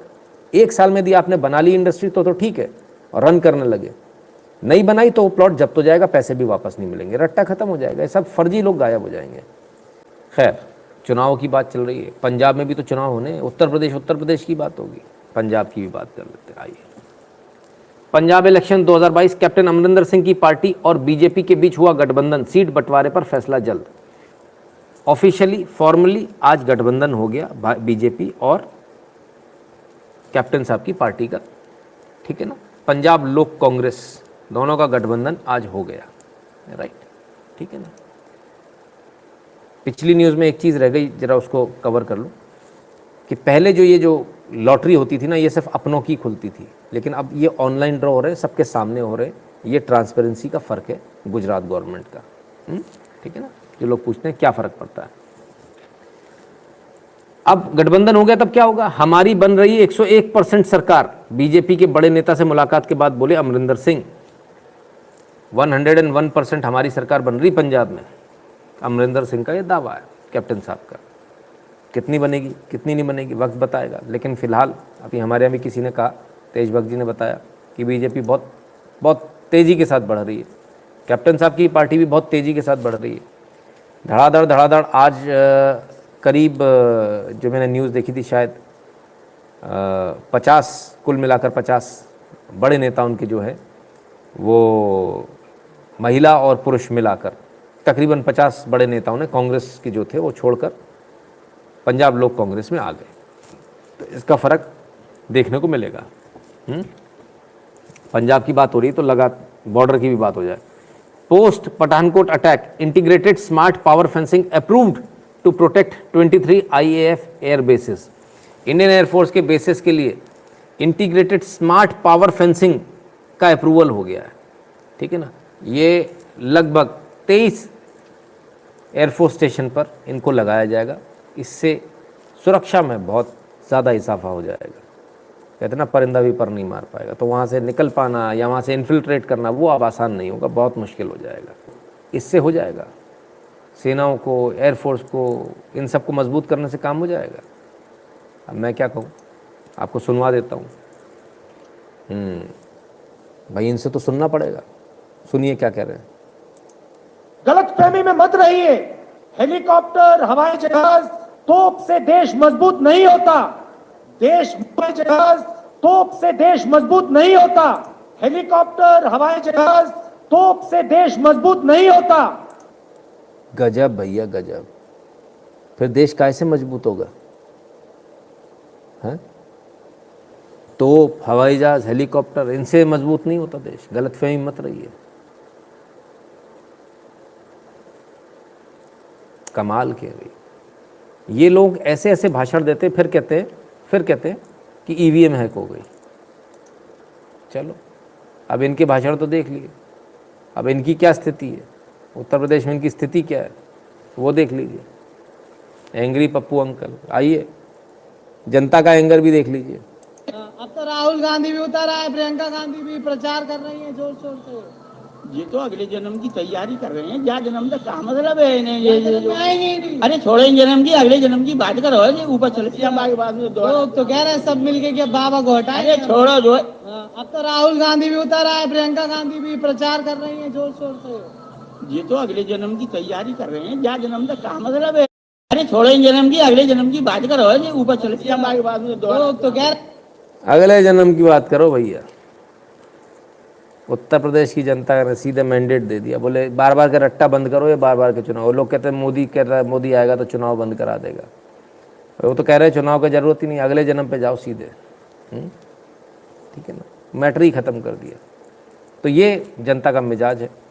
किसने क्या सर्वे किया वो हमें नहीं मालूम, कौन क्या सर्वे कर रहा है उससे हम मतलब भी नहीं रखते। हम सिर्फ इससे मतलब रखते हैं जनता क्या कह रही, जनता की आवाज़ क्या है। बाकी आने वाला समय बताएगा। अभी सर्वे के लिए बहुत जल्दी जो लोग अभी सर्वे कर रहे हैं, पैसा मिलता है सर्वे में, कमाई होती है सर्वे के नाम पर, तो ठीक है, सब अपनी अपनी दुकानें चला रहे हैं, वो सर्वे कर लें। लेकिन सर्वे सही मायने में सर्वे चुनाव से ठीक 15 दिन, वोट गिरने से ठीक 15 दिन पहले के मिजाज से शुरू होता है और जिस दिन वोट गिरते हैं उस दिन तक चलता है, शाम को 5 बजे तक, जब तक आखिरी वोट नहीं गिर जाता तब तक सर्वे चलता है। वो सही सर्वे सही मायने में होता है। अभी तो बहुत पलटी कुछ भी हो सकता है। चलिए, आप सब फ़ोन का इस्तेमाल करते हैं, आपके पास कॉल्स आते हैं, मेरे पास भी आते हैं, बहुत ज़्यादा मात्रा में आते हैं। शायद आप लोगों के पास इतने कॉल्स नहीं आते होंगे, लेकिन ऐसे भी लोग बहुत परेशान होंगे जिनके पास स्पैम कॉल्स बहुत आते हैं। स्पैम कॉल्स आपके पास भी बहुत आते होंगे, बहुत सारे लोग परेशान हैं। लेकिन स्पैम कॉल्स का एक इतिहास भारत ने बना दिया। नंबर 1 पर भारत आया, वो मेडल मिला है जो शायद आप कभी लेना नहीं चाहेंगे। स्पैम कॉल्स में भारत का नंबर 1। और ना, आप जो सोच रहे हैं वैसा नहीं है। A single number in India made 202 million spam calls this year. 202 million spam calls की एक सिंगल नंबर ने, आप सोचिए, ये हमारी हालत है। ट्रू कॉलर ने ये रिपोर्ट दी है, ट्रू कॉलर ने ये रिपोर्ट दी है कि सिर्फ एक नंबर से 202 मिलियन स्पैम कॉल्स हुए सर। आप अंदाजा लगाइए। और हमारी एजेंसीज कर क्या रही हैं? ये लोग कर क्या रहे हैं भाई? जो लोग, जो सर्विस प्रोवाइडर है, वो क्या कर रहे हैं? एक नंबर से 202 मिलियन, वो आराम से बैठे, उन्हें पता ही नहीं है, उन्हें खबर ही नहीं है। कमाल हो गया भाई, हद हो गई। इतनी गजब की आंकड़ा तो हमने आज तक नहीं देखा। India made over 202 million spam calls between January to October. ना, अभी तो साल भी पूरा नहीं हुआ, सिर्फ जनवरी से अक्टूबर के बीच, सिर्फ जनवरी से अक्टूबर। हाँ, किसने? सिंगल नंबर, एक नंबर में। कमाल हो गया साहब, कमाल हो गया। जनवरी से अक्टूबर तक झंडे गाड़ दिए साहब। और ये क्या करते हैं? आपका इनाम निकला है, आपका आधार कार्ड लिंक करा लो, आपका फलान कर लो, आपका ढिकान कर लो। केवाईसी के नाम पर कॉल जाते हैं, सबसे ज़्यादा केवाईसी के नाम पर जाते हैं। कोई केवाईसी नहीं होता है किसी भी प्रकार का फ़ोन के ऊपर, मूर्खों, कभी नहीं होता है। इसलिए कभी मत किया करो। उसने आधार कार्ड नंबर मांगा, देने चले गए। उसने क्रेडिट कार्ड नंबर मांगा, आपका बंद होने वाला, जरा वेरीफाई करा लीजिए, यही नंबर है। आप बताने वाले नहीं ये नहीं है, हम हर बार उल्टा ही देते हैं। उसका आधा घंटा बर्बाद करते हैं, खूब गालियाँ देता है उसके बाद आदमी। कम से कम मैंने 4-5 लोगों को तो बचा लिया ना, उल्टी सीधी इन्फॉर्मेशन देकर उसको एंगेज रख के। एंगेज रखो, जो समझदार लोग हैं वो एंगेज रखें, इन्फॉर्मेशन मत दीजिए, एंगेज रखिए। वो 4-5 जो बुद्धू हैं, जो फंसने वाले हैं, वो बच जाएंगे। और आप मुझे अदर सोशल मीडिया ऐप पर भी फॉलो कर लेना। तो ये है मेरी Facebook ID, Instagram ID, Twitter ID, Facebook page और को आईडी। आप इन आईडीज़ को कॉपी करके मुझे फॉलो कर लेना। तो साहब ये स्थिति है भारत के अंदर, मतलब कमाल हो गया। और स्पैम कॉल्स के मामले में नंबर 1 पर ब्राज़ील है, पेरू है, इसके बाद फिर यूक्रेन है और इंडिया है तीसरे नंबर पर। ठीक है ना। तो बड़ा मुश्किल है भाई, कैसे इन स्पैम कॉल्स को कैसे किया जाए। एक आप लोगों को शायद अगर नहीं मालूम हो तो एक DND ऐप होता है, डू नॉट डिस्टर्ब ऐप, तो उसको डाउनलोड कर लीजिए। इसके अलावा आजकल फ़ोन के अंदर ही फंक्शन आ गया ब्लॉक का, नंबर ब्लॉक करने का। वो करने के अलावा DND में रिपोर्ट ज़रूर कीजिए। आप सबसे मेरा हाथ जोड़कर निवेदन है, स्पैम कॉल्स यदि आपके पास आते हैं, जिस भी नंबर से आए, आपके पास 3 दिन का समय होता है रिपोर्ट करने का। उस 3 दिन में आप स्पैम कॉल्स को ज़रूर रिपोर्ट करें। DND पे कैसे रिपोर्ट करते हैं ये हम आपको तकरीबन 1.5 साल पहले बता चुके हैं इसी लाइव पर, है ना। तो ज़रूर रिपोर्ट करें ताकि ऐसे लोगों को थोड़ा रोका जा सके। अब ये स्पैम कॉल होते किस लिए? बिज़नेस बढ़ाने के लिए, बिज़नेस संबंधित, चोरी करने के लिए। तो बिज़नेस से के हवाले से भी एक खबर आ रही है, ज़रा उसको भी देख लीजिए। फ्यूचर ग्रुप, यानी जिसे आप बिग बाज़ार के नाम से जानते हो, और अमेज़ॉन, इसकी डील होनी थी। अमेज़ॉन फ्यूचर ग्रुप डील को सस्पेंड कर CCI ने ठोका 200 करोड़ का जुर्माना। 200 करोड़ का जुर्माना लगा दिया है। CCI क्या है? Competition commission of India. इन्होंने इसमें गलत पाया, इसमें जो इनका जो स्टेटमेंट्स थे वो झूठे थे, इन्होंने जानकारियां गलत दी थी, और ये जो इनका जो एक डील होने वाली थी फ्यूचर ग्रुप को, जो अमेज़ॉन ख़रीद रहा था, वो डील कैंसिल कर दिए सरकार ने, CCI ने, कंपटीशन कमीशन ऑफ इंडिया ने, और 200 करोड़ का जुर्माना भी लगा दिया। अमेज़ॉन पर आरोप है कि उसने गलत जानकारियाँ दी हैं। तो ये गलत जानकारी दी थी, इसके तहत अब सवाल ये उठता, बहुत सारे लोग पूछेंगे क्या इससे फ़ायदा होगा, नुकसान होगा? अमेज़ॉन को डबल झटका, CCI ने फ्यूचर कूपन में निवेश की मंजूरी को किया रद्द, लगाया 200 करोड़ का जुर्माना। 57 पन्नों के आदेश जारी करते हुए अमेज़ॉन पर यह आरोप भी लगाया कि उसने गलत और झूठे स्टेटमेंट दिए हैं। इसमें कोई दो राय नहीं, गलत और झूठे हैं। ठीक है ना। तो एक हिसाब से बेहतर ही हुआ, क्योंकि अमेज़ॉन ज़रूरत से ज़्यादा बड़ा हो जाता तो सिंगल प्लेयर हो जाता मार्केट में, फिर वो दिक्कत वाला काम होता है ना। तो मल्टी प्लेयर रहे, अच्छी बात है। और आपको भी एक मौका मिल गया है। आपको मालूम है कि फ्यूचर ग्रुप जो है अमेज़ॉन के साथ टाई अप करके जाने वाला, तो आपके पास जगह है। और आप इससे अंदाज़ा लगा सकते हैं अमेज़ॉन जैसी कंपनियां चल रही हैं, तो मतलब अभी ऑनलाइन रिटेल में बहुत स्कोप है, बहुत अभी भी स्कोप है, गज़ब का स्कोप है। तो उसका फ़ायदा आप सब उठाएं, बेहतर रहेगा। तो अमेज़ॉन की डील कैंसिल होने से एक आपके लिए भी रास्ता खुलता है। आप भी रिटेल में आइए, ऐप्स बने बनाए भी मिलते हैं, उसके अंतर्गत अपना बिज़नेस शुरू करें। जो भी आप करना चाहते हैं, आजकल तो सब मिलता है, तो आप जो चाहें उसमें शुरू कर सकते हैं। It is a very good business, है ना। अभी इसका बहुत बहुत स्कोप बाकी है। अजीब व गरीब खबरें आती हैं।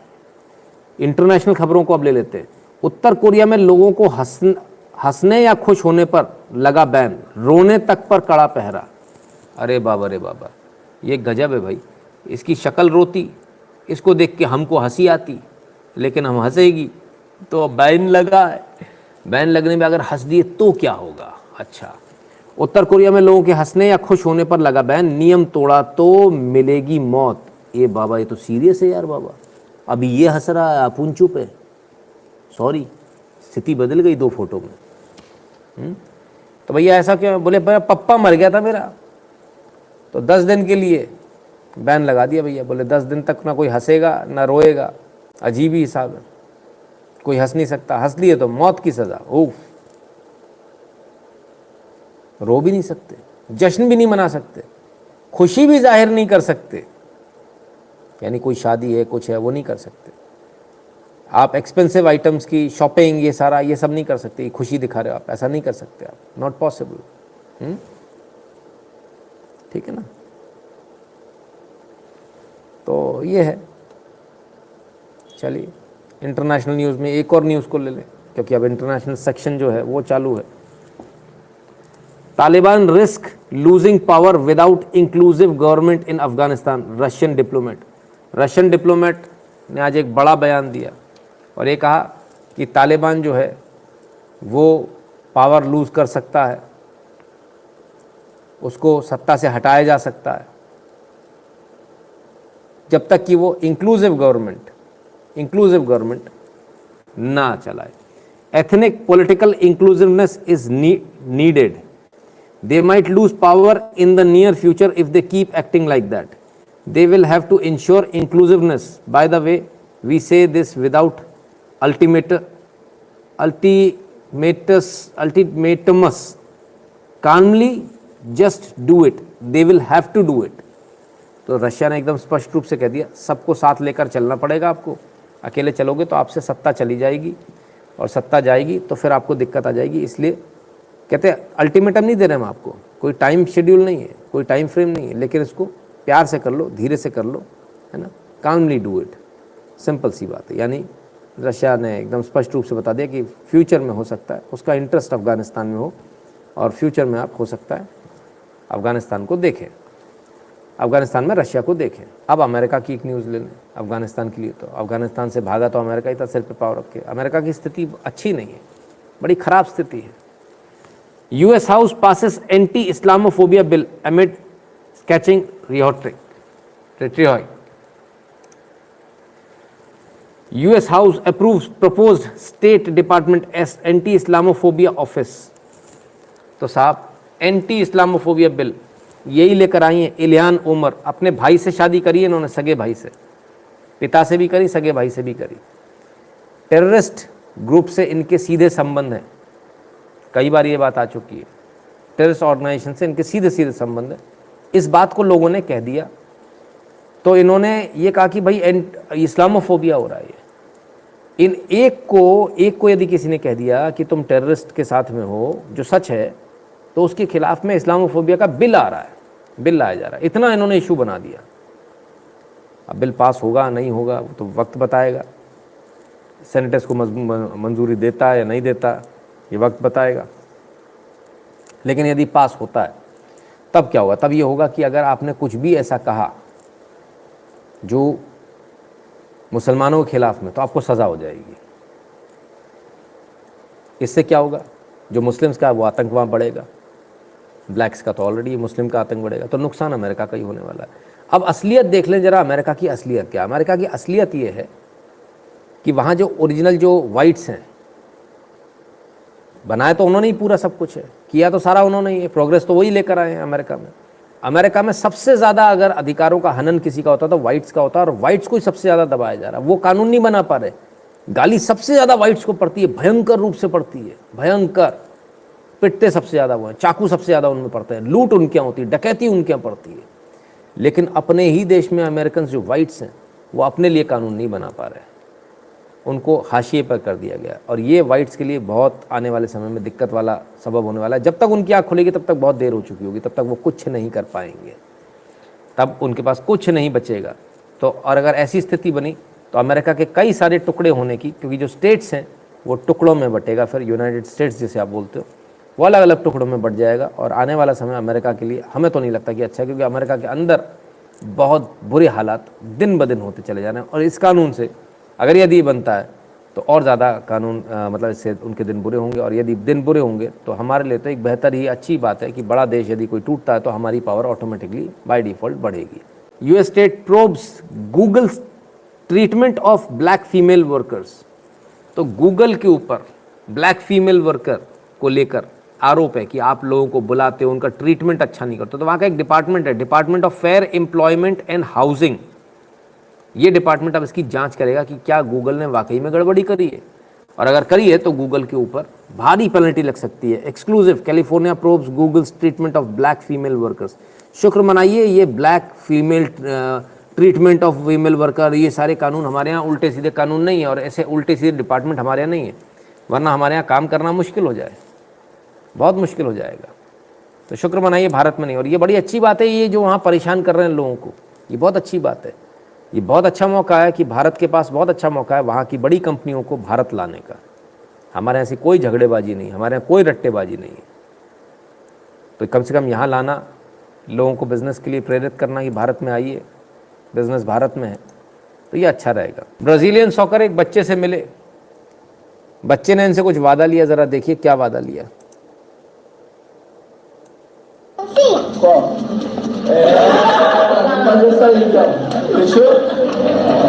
बच्चा कहता है अगली बार जब गोल करोगे तो ऐसे डांस करना। अब गोल करते हैं।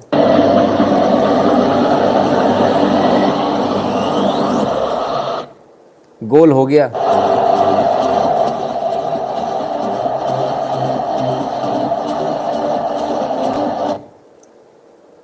गोल हो गया तो बच्चे की बाकायदा, नेमार, यस, बाकायदा बच्चे का जो है, जो वादा किया गया था बच्चे से, वादा पूरा किया गया।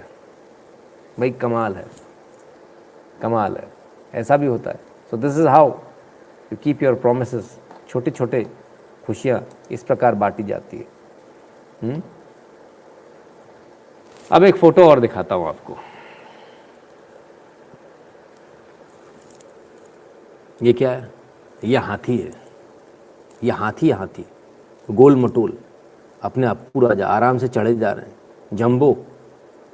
और ये भाई साहब इनको चढ़ा रहे हैं हाथ दे के। अब इनकी टांगे देखिए, हाथ देखिए पतले पतले, और ये हाथी को चढ़ा रहे हैं। कमाल है। ट्रक में चढ़ा रहे हैं धक्का दे के। मज़ा आया देखकर? हंसी आई सबको। हंसने की बात नहीं है। उसको भी पता वो नहीं चढ़ा सकता, लेकिन हाथी को ये बात नहीं पता है। उसने पीछे हाथ भर रखा तो हाथी को ये मालूम है कि ये मुझे चढ़ा रहा है, ये मुझे चढ़ा देगा। वो नहीं चढ़ा सकता, उसके अंदर ताकत नहीं है, लेकिन ये विश्वास है, ये कॉन्फिडेंस है कि पीछे जब बैकिंग मिलती तो हाथी भी चढ़ जाता है। हाथी कहता मेरे पीछे कोई है। हिंदुओं की स्थिति कोई इससे अलग नहीं है। इतना ही बड़ा हाथी है हिंदू, 100 करोड़ वाला, और इसको मोदी समझ लो जो पीछे हाथ रख के उसको बार बार चढ़ा रहा है। बस आपको मानने के ऊपर है। जैसे हाथी ने मान लिया ना कि हाथ तुम चढ़ा रहे हो तो मैं चढ़ जाऊंगा। हमारे यहाँ बहुत सारे लोग होते हैं तुम चढ़ा ही नहीं पाओगे, तो भैया फिर तो उसको भी कुचल दोगे पीछे। इसलिए हमसे ज़्यादा अच्छा ये जानवर है जिसके ज़्यादा दिमाग नहीं है, उसको मालूम है चढ़ा रहा तो मैं चढ़ जाऊँगा। हमारी हालत यह, हमें यही नहीं मालूम क्या क्या कर सकते हैं। देखिए जानवर भी क्या क्या कर लेते हैं। इनसे मिलिए, ये हमारे कमेरू भाई साहब हैं, इतना काम करते हैं कि इनकी शक्ल काली हो गई है, इतना ग्रीस लग गया इनको, टायर का कालिक लग गई लगता है। टायर उठाए जा रहे हैं साहब। अब टायर कैसे उठाया जाएगा ज़रा देखिए। मालिक 2 टायर लेके आगे बढ़ गया, अब इनको भी लेके जाना है, अब इन्हें काम करना है। कैसे करें? मालिक का हाथ बढ़ाना है। चलो भाई टायर उठेगा। हाँ अच्छा, अरे गजब। हाँ गिर गया है तो भाई, गिर गया टायर तो। आई शाबाश, अरे वेरी गुड। अब उसका दिमाग चला भी, एक तो और रह गया है। हाँ अच्छा, ये अब इसके ऊपर रखा जाएगा। Very good. इंसानों को भी ऐसी ट्रिक ना है भाई जो इसको आ रही है। और ये उठाया और चल दिए। ये हमारे कमेरू भाई साहब है, बहुत काम करते हैं ये भाई, गजब। ऐसा साथी मिल जाए तो फिर क्या बात है, आधा काम तो आपका यही कर देगा। ये और देख लीजिए ज़रा, और देख लीजिए। खेल में भी कोई कम नहीं। अब इन्हें योगा भी करना है दूसरे वाले भाई साहब को। इनको देखिए, ये बच्ची योगा करा रही है। हाँ ये लीजिए साहब, पलट गए। और एक गजब।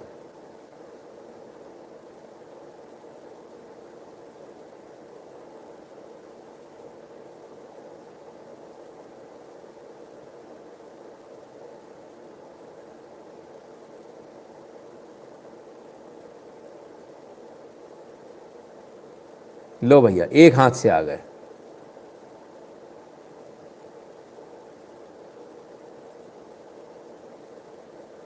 क्या नहीं सीख सकते ये सब।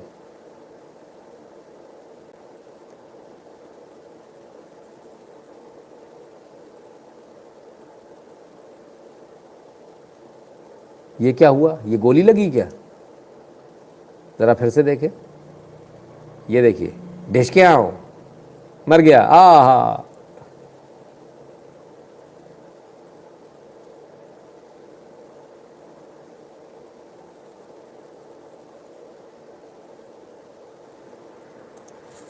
बड़ा गज़ब के टैलेंटेड लोग हैं भाई दुनिया में, और उससे भी ज़्यादा टैलेंटेड उनके पालतू जानवर, उससे भी ज़्यादा टैलेंटेड है, गज़ब के टैलेंटेड लोग हैं।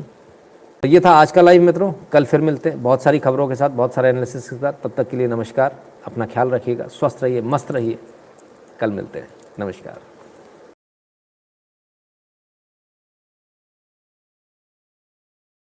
तो बस यार आज के वीडियो में इतना ही। आई होप वीडियो आपको अच्छी लगी होगी और अच्छे से समझ पाए होंगे।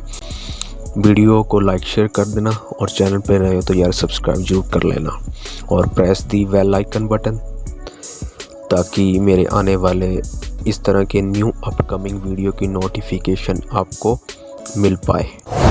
और आप मुझे अदर सोशल मीडिया ऐप पर भी फॉलो कर लेना। तो ये है मेरी Facebook ID, Instagram ID, Twitter ID, Facebook page और को आईडी। आप इन आईडीज़ को कॉपी करके मुझे फॉलो कर लेना और कमेंट सेक्शन पे अपना फीडबैक ज़रूर देना वीडियो के बारे में, ताकि वीडियो में अगर कोई कमी हो तो मुझे पता लग पाए और नेक्स्ट वीडियो में इम्प्रूवमेंट कर पाऊँ। तो प्लीज़ फीडबैक ज़रूर देना। तो मिलते हैं फिर नेक्स्ट वीडियो में, तब तक के लिए टेक केयर, गुड बाय।